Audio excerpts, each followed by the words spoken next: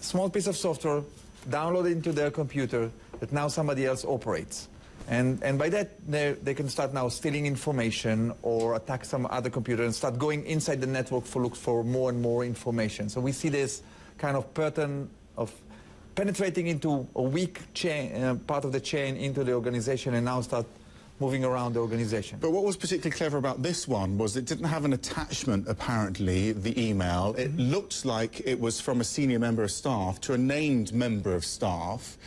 And the link they clicked on didn't look suspicious because they were familiar with the context. So I think that's the smart thing about cyber now, is that it looks very trivial for you.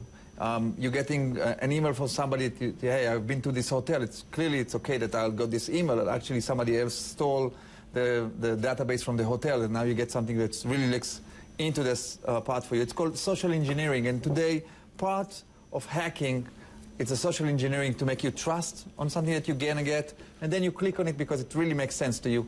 And then the next step is actually technology one. Yeah.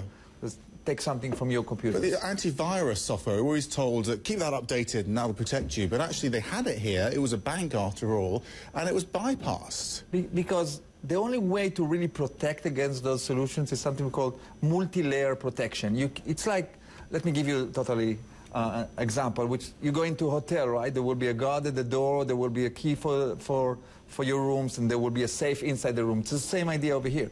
You need to put multiple layer of protection. So you have to have an antivirus and an intrusion prevention systems, and then something called anti-bot. The idea is to look between the bot and the operator and to know how to look for this communication and stop it. And there's something called threat emulation, where you can actually, when you get a file or a link, you can look at it and decide if it's malicious or not before it gets inside the organization. The bank saying that it couldn't confirm that Chinese-developed malicious software had been used in this attack. We keep hearing that the Chinese or these attacks are coming from China, but there isn't actually any evidence, is there? Not that I'm familiar with. And you have to understand the way things are happening is this.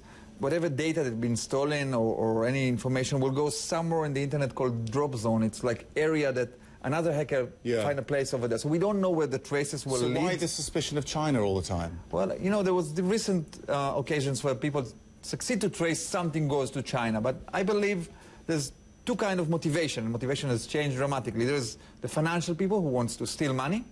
And there's more and more political motivation where you see countries involved into that as well. So from anonymous to different countries. So we see everybody now acting in this game. I don't know if it's only specific China. I really don't know.